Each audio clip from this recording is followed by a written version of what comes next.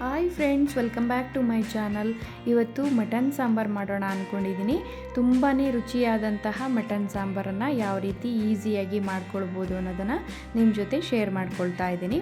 ಹಾಗಾದರೆ ಇನ್ನೂ ನಮ್ಮ ಚಾನಲ್ಗೆ ಯಾರೆಲ್ಲ ಸಬ್ಸ್ಕ್ರೈಬ್ ಮಾಡ್ಕೊಂಡಿಲ್ಲ ಅಂದರೆ ಸಬ್ಸ್ಕ್ರೈಬ್ ಮಾಡ್ಕೊಳ್ಳಿ. ಹಾಗಾದರೆ ಇವತ್ತು ಮಟನ್ ಸಾಂಬಾರನ್ನು ಯಾವ ರೀತಿ ಮಾಡೋದು ಅನ್ನೋದನ್ನು ನೋಡೋಣ. ನಾನಿಲ್ಲಿ 1 kgಯಷ್ಟು ಮಟನನ್ನು ತೊಗೊಂಡಿದ್ದೀನಿ. ಹಾಗೆ ಒಂದು 2-3 ಸಲ ಚೆನ್ನಾಗಿ ತೊಳೆದು ಕ್ಲೀನ್ ಮಾಡಿ ಜಾಲರಿಲಿ ಹಾಕಿ ಇಟ್ಕೊಂಡಿದ್ದೀನಿ. ನೀರೆಲ್ಲ ಸೋರ್ಕೊಳ್ಬೇಕಾಗುತ್ತೆ. ನೆಕ್ಸ್ಟು ಒಂದು ಕುಕ್ಕರ್ಗೆ ಆಯಿಲನ್ನು ಸೇರಿಸ್ಕೊಳ್ತಾ ಇದ್ದೀನಿ.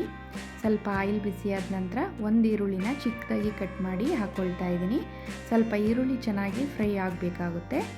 ಹಾಗೆ ಒಂದು 3 ಒಣಮೆಣಸಿನ್ಕಾಯಿ ಸಹ ಹಾಕ್ಕೊಳ್ತಾ ಇದ್ದೀನಿ. ಈರುಳ್ಳಿ ಸ್ವಲ್ಪ ಚೆನ್ನಾಗಿ ಫ್ರೈ ಆದ ನಂತರ ಶುಂಠಿ ಬೆಳ್ಳುಳ್ಳಿ ಪೇಸ್ಟನ್ನು ಹಾಕ್ಕೊಳ್ತಾ ಇದ್ದೀನಿ.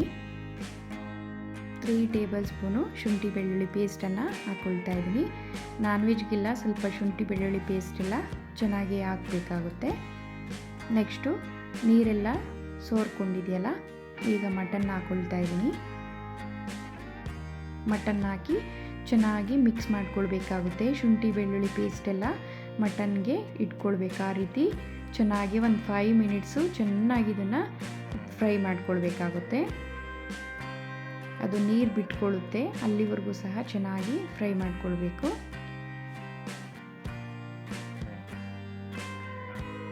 ಚೆನ್ನಾಗಿ ಫ್ರೈ ಆದ ನಂತರ 1 ಟೇಬಲ್ ಸ್ಪೂನು ಅರಿಶಿಣವನ್ನು ಸಹ ಸೇರಿಸ್ಕೊಳ್ತಾ ಇದ್ದೀನಿ. ಮತ್ತು ಚೆನ್ನಾಗಿ ಮಿಕ್ಸ್ ಮಾಡ್ಕೊಳ್ಬೇಕಾಗುತ್ತೆ. ಶುಂಠಿ ಬೆಳ್ಳುಳ್ಳಿ ಪೇಸ್ಟು ಹಾಗೆ ಅರಿಶಿಣ ಎಲ್ಲ ಚೆನ್ನಾಗಿ ಹೊಂದ್ಕೊಳ್ಬೇಕು ಮಟನ್ ಜೊತೆ. ಆ ರೀತಿ ಚೆನ್ನಾಗಿ ಮಿಕ್ಸ್ ಮಾಡ್ಕೊಳ್ಬೇಕಾಗುತ್ತೆ. ಮಟನ್ನಲ್ಲಿರ್ತಕ್ಕಂಥ ನೀರಿನಂಶ ಎಲ್ಲ ಚೆನ್ನಾಗಿ ಬಿಟ್ಕೊಳ್ಳುತ್ತೆ, ಅಲ್ಲಿವರೆಗೂ ಚೆನ್ನಾಗಿ ತಿರುಗಿಸ್ಕೊಳ್ತಾ ಇರಬೇಕಾಗುತ್ತೆ. ನೆಕ್ಸ್ಟು ಸ್ವಲ್ಪ ಪುದೀನವನ್ನು ಕಟ್ ಮಾಡಿ ಹಾಕ್ಕೊಳ್ತಾ ಇದ್ದೀನಿ. ಫ್ಲೇವರ್ಗೋಸ್ಕರ ತುಂಬ ಚೆನ್ನಾಗಿರುತ್ತೆ. ಈ ರೀತಿ ಒಗ್ಗರಣೆಗೆ ಮಟನ್ ಜೊತೆ ಹಾಕೋದ್ರಿಂದ ಪುದೀನ ತುಂಬ ಚೆನ್ನಾಗಿರುತ್ತೆ. ಮತ್ತು ಇದಕ್ಕೆ ರುಚಿಗೆ ತಕ್ಕಷ್ಟು ಉಪ್ಪನ್ನು ಹಾಕ್ಕೊಳ್ತಾ ಇದ್ದೀನಿ. ಕಲ್ಲುಪ್ಪನ್ನು ಸೇರಿಸ್ಕೊಳ್ತಾ ಇದ್ದೀನಿ. ಮತ್ತು ಚೆನ್ನಾಗಿ ಮಿಕ್ಸ್ ಮಾಡ್ಕೊಳ್ಬೇಕಾಗುತ್ತೆ. ಚೆನ್ನಾಗಿ ರೀತಿ ಮಿಕ್ಸ್ ಮಾಡಿ ಬೇಯೋದಕ್ಕೆ ಬಿಡೋಣ. ನೆಕ್ಸ್ಟು ಒಂದು ಕಡಾಯಿ ಇಟ್ಕೊಂಡಿದ್ದೀನಿ. ಸ್ವಲ್ಪ ಎಣ್ಣೆನ ಸೇರಿಸ್ಕೊಳ್ತಾ ಇದ್ದೀನಿ. ಹಾಗೆ 1-2 ಈರುಳ್ಳಿನ ಚಿಕ್ಕದಾಗಿ ಕಟ್ ಮಾಡಿ ಹಾಕ್ಕೊಳ್ತಾ ಇದ್ದೀನಿ. ಈರುಳ್ಳಿ ಸ್ವಲ್ಪ ಚೆನ್ನಾಗಿ ಫ್ರೈ ಮಾಡ್ಕೊಳ್ಬೇಕಾಗುತ್ತೆ. ನೆಕ್ಸ್ಟು 1-2 ಟೊಮ್ಯಾಟೋನ ಕಟ್ ಮಾಡಿ ಸೇರಿಸ್ಕೊಳ್ತಾ ಇದ್ದೀನಿ. ಈರುಳ್ಳಿ ಮತ್ತು ಟೊಮ್ಯಾಟೊ 2 ಹಸಿ ವಾಸನೆ ಎಲ್ಲ ಹೋಗಬೇಕು. ಒಂದು 2 ಮಿನಿಟ್ಸು ಚೆನ್ನಾಗಿ ಫ್ರೈ ಮಾಡ್ಕೊಳ್ಬೇಕಾಗುತ್ತೆ.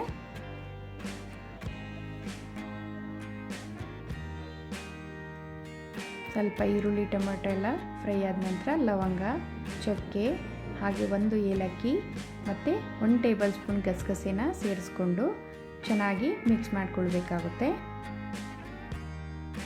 ಹಾಗೆ ಸ್ವಲ್ಪ ಕೊತ್ತಂಬರಿ ಸೊಪ್ಪನ್ನು ಸೇರಿಸ್ಕೊಳ್ತಾ ಇದ್ದೀನಿ. ಕಡಿಮೆ ಉರಿ ಇಟ್ಕೊಳ್ಬೇಕಾಗುತ್ತೆ. ನೆಕ್ಸ್ಟು ಸ್ವಲ್ಪ ತೆಂಗಿನಕಾಯಿ ತುರಿನ ಸಹ ಸೇರಿಸ್ಕೊಳ್ತಾ ಇದ್ದೀನಿ. ತೆಂಗಿನಕಾಯಿ ತುರಿ ಸ್ವಲ್ಪ ಜಾಸ್ತಿ ಹಾಕ್ಲಿಕ್ಕೆ ಹೋಗಬಾರ್ದು, ಸಾಂಬಾರು ಚೆನ್ನಾಗಿರೋದಿಲ್ಲ. ಸ್ವಲ್ಪನೇ ಹಾಕ್ಕೊಳ್ಬೇಕಾಗುತ್ತೆ. ಮತ್ತೊಂದು ಸ್ವಲ್ಪ ಚೆನ್ನಾಗಿ ಮಿಕ್ಸ್ ಮಾಡಿಕೊಂಡ್ರೆ ಸಾಕಾಗುತ್ತೆ. ಇದು ತಣ್ಣಗಾಗೋದಕ್ಕೆ ಬಿಟ್ಬಿಡೋಣ. ನೆಕ್ಸ್ಟು ಒಂದು ಮಿಕ್ಸಿ ಜಾರ್ಗೆ ತಣ್ಣಗಾಗಿರೋ ಅಂಥದ್ದನ್ನು ಹಾಕ್ಕೊಳ್ತಾ ಇದ್ದೀನಿ. ಈರುಳ್ಳಿ ಟೊಮ್ಯಾಟೊ ಎಲ್ಲನೂ ಇದನ್ನು ನುಣ್ಣಗೆ ರುಬ್ಕೊಳ್ಬೇಕಾಗುತ್ತೆ. ಸ್ವಲ್ಪ ನೀರು ಹಾಕ್ಕೊಂಡು ಚೆನ್ನಾಗಿ ರುಬ್ಕೊಂಡಿದ್ದೀನಿ. ನೆಕ್ಸ್ಟು ಮಟನ್ ಕುದಿಯೋಕೆ ಇಟ್ಟಿದ್ವಲ್ಲ, ಅದು ಚೆನ್ನಾಗಿ ಆಲ್ರೆಡಿ ಒಂದು 50% ಚೆನ್ನಾಗಿ ಬೆಂದಿದೆ. ಸೊ ಈಗ ರುಬ್ಬಿರ್ತಕ್ಕಂಥ ಮಸಾಲೆನ ಹಾಕ್ಕೊಳ್ತಾ ಇದ್ದೀನಿ. ಮತ್ತೊಂದು ಸಲ ಚೆನ್ನಾಗಿ ಮಿಕ್ಸ್ ಮಾಡ್ಕೊಳ್ಬೇಕಾಗುತ್ತೆ. ಈ ರೀತಿ ಮಾಡೋದ್ರಿಂದ ಅನ್ನ ಮುದ್ದೆಗಂತೂ ತುಂಬಾ ಕಾಂಬಿನೇಷನ್ ಚೆನ್ನಾಗಿರುತ್ತೆ. ನೆಕ್ಸ್ಟ್ ಇದಕ್ಕೆ ಅಚ್ಚ ಖಾರದ ಪುಡಿ ಸೇರಿಸ್ಕೊಳ್ತಾ ಇದ್ದೀನಿ. ಒಂದು 2 ಟೇಬಲ್ ಸ್ಪೂನು ಅಚ್ಚ ಖಾರದ ಪುಡಿನ ಸೇರಿಸ್ಕೊಳ್ತಾ ಇದ್ದೀನಿ. ಸ್ವಲ್ಪ ಖಾರಕ್ಕೆ ನೋಡಿ ಹಾಕ್ಕೊಳ್ಬೇಕಾಗುತ್ತೆ. ನೆಕ್ಸ್ಟು ಒಂದು 3 ಟೇಬಲ್ ಸ್ಪೂನು ಧನಿಯಾ ಪೌಡರನ್ನು ಸಹ ಸೇರಿಸ್ಕೊಳ್ತಾ ಇದ್ದೀನಿ. ಸ್ವಲ್ಪ ಧನಿಯಾ ಪೌಡರನ್ನು ಕಡಿಮೆ ಹಾಕೋದ್ರಿಂದ ತುಂಬ ರುಚಿ ಚೆನ್ನಾಗಿರುತ್ತೆ. ನೆಕ್ಸ್ಟು ಚೆನ್ನಾಗಿ ಮಿಕ್ಸ್ ಮಾಡ್ಕೊಂಡ ನಂತರ ಸಾಂಬಾರು ಕ್ವಾಂಟಿಟಿಗೆ ಎಷ್ಟು ನೀರು ಬೇಕಾಗುತ್ತೋ ಅಷ್ಟು ನೀರನ್ನು ಸೇರಿಸ್ಕೊಳ್ತಾ ಇದ್ದೀನಿ. ಮತ್ತೊಂದು ಸ್ವಲ್ಪ ಚೆನ್ನಾಗಿ ಮಿಕ್ಸ್ ಮಾಡ್ಕೊಳ್ಬೇಕು. ಸ್ವಲ್ಪ ಸಾಂಬಾರು ತೆಳುವಾಗಿದ್ದರೆ ತುಂಬಾ ರುಚಿ ಚೆನ್ನಾಗಿರುತ್ತೆ. ನೋಡ್ತಾ ಇರ್ಬೋದು ಆದಷ್ಟು ತೆಳುವಾಗೇ ಇದೆ. ಒಂದು 3 ವಿಷಿಲ್ ಹೊಡೆಸ್ಕೊಳ್ಳೋಣ. ಲಿಡ್ ಕ್ಲೋಸ್ ಮಾಡ್ತಾ ಇದ್ದೀನಿ. ಓಕೆ, ಒಂದು 3 ವಿಷಿಲ್ ಆಗಿದೆ. ಚೆನ್ನಾಗಿ ಸಾಫ್ಟಾಗಿ ಬೆಂದಿದೆ ಕೂಡ. ನೋಡ್ತಾ ಇರ್ಬೋದು ಎಷ್ಟು ಚೆನ್ನಾಗಿ ಸಾಂಬಾರಾಗಿದೆ ಅಂತ. ಸ್ವಲ್ಪ ಮಟನ್ನಲ್ಲಿ ಫ್ಯಾಟ್ ಇರೋದ್ರಿಂದ ಎಣ್ಣೆ ಜಾಸ್ತಿ ಬಿಟ್ಕೊಂಡಿದೆ. ತೆಳುವಾಗಿಯೇ ಇದೆ ಸಾಂಬಾರು. ಲಾಸ್ಟಲ್ಲಿ ಸ್ವಲ್ಪ ಕೊತ್ತಂಬರಿ ಸೊಪ್ಪನ್ನು ಕಟ್ ಮಾಡಿ ಹಾಕ್ಕೊಳ್ತಾ ಇದ್ದೀನಿ. ನೋಡಿದ್ರಲ್ಲ ಎಷ್ಟು ಚೆನ್ನಾಗಿ ಮಟನ್ ಸಾಂಬಾರು ರೆಡಿ ಆಯಿತು ಅಂತ. ನೋಡಿ, ತೆಳುವಾಗಿಯೇ ಇದೆ. ಇದೇ ರೀತಿ ನೀವು ಒಮ್ಮೆ ಟ್ರೈ ಮಾಡಿ ಹೇಗಿದೆ ಅಂತ ಕಮೆಂಟ್ ಮಾಡಿ. ಪ್ಲೀಸ್ ಸಬ್ಸ್ಕ್ರೈಬ್ ಆಗಿ ನಮ್ಮ ಚಾನಲ್ಗೆ ಸಪೋರ್ಟ್ ಮಾಡಿ. ಖಂಡಿತ ನಿಮಗೆ ಈ ವಿಡಿಯೋ ಇಷ್ಟ ಆಗಿದ್ದಲ್ಲಿ ಪ್ಲೀಸ್ ಒಂದು ಲೈಕ್ ಕೊಡಿ. Thank you.